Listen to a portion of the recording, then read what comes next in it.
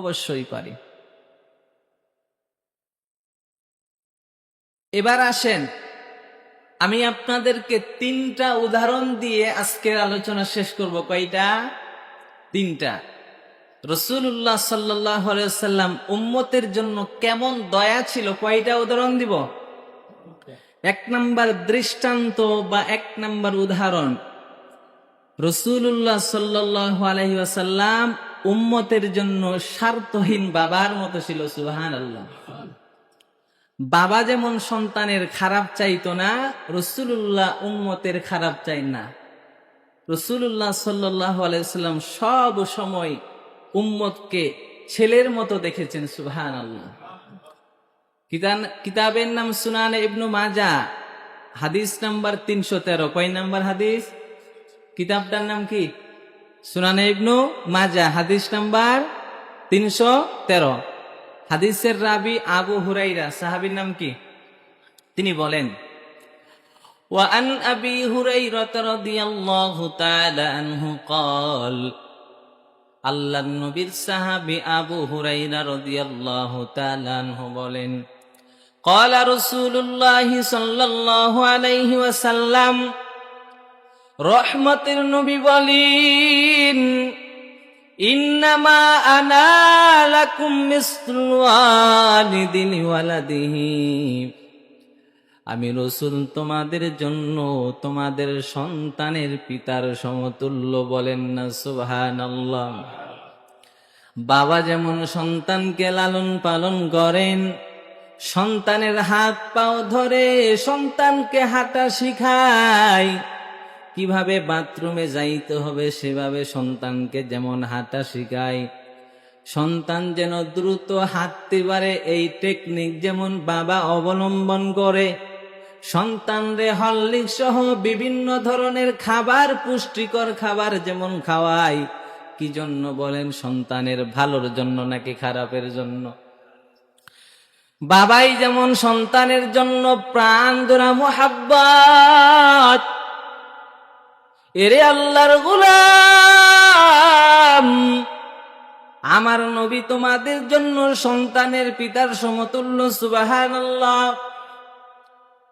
আল্লাহর নবী রাহমাতাল লিল আলামিন, বাবা যেমন সন্তানকে শেখায়, নবী আমাদেরকে শিক্ষা দেয়। ওয়াল্লিমুকুম, আমি তোমাদেরকে শিক্ষা দিচ্ছি। কি বললেন? নবীজি বললেন, ওয়াল্লিমুকুম, আমি তোমাদেরকে শিক্ষা দিচ্ছি। ওয়াল্লিমুকুম ইযা আতাইতুমুল গায়িতা, ও দুনিয়ার উম্মত, যখন তোমরা বাথরুমে যাইবা, বলেন কোথায় যাইবা? তোমরা যখন বাথরুমে কদায়ে হাজাত পূরণ করার জন্য যাইবা, খবরদার খবরদার, ফালা তাস্তাকবিরুল কিবলাতা ওয়ালা তাস্তাদবিরুহা, কিবলাকে সামনেও রাখবা না, পেছনেও রাখবা না। যখন বাথরুমে যাইবা, পশ্চিম দিকে মুখ করে পিঠ করে বসা যাবে নাকি? নবী বললেন, যখন বাথরুমে যাইবা, ক্যাবলাকে মুখ করেও বসবা না, পিঠ করেও বসবা না। বাবা যেমন সন্তানকে সবকিছু শিখায়া দেয়, নবী আমাদেরকে বাথরুমের ব্যাপারটাও শিখায়া দিলেন। ইয়াহুদি আর বেঈমান এক সাহাবী, নবীর সাহাবীর নাম সালমান ফারসি রাদিয়াল্লাহু তাআলা, বড় আদরের একজন সাহাবী।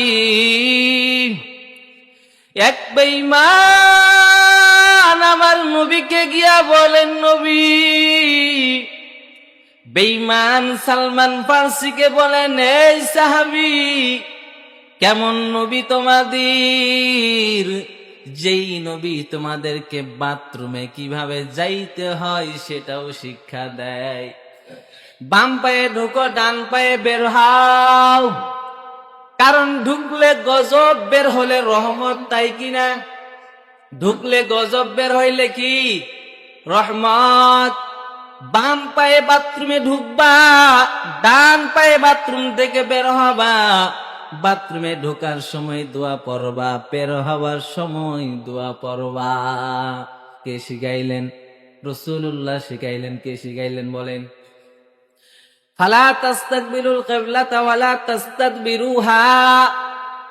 এবার নবী বললেন, বাথরুমে যাওয়ার পর যখন কুলুপ ব্যবহার করবা, কি ব্যবহার করবা? এখন উম্মত মনে মনে বড় টেনশন, কয়টা কুলুপ ব্যবহার করবো রে বাবা। বাথরুমে যাওয়ার পর বাথরুমে কয়টা কুলুপ ব্যবহার করব, বড় কঠিন।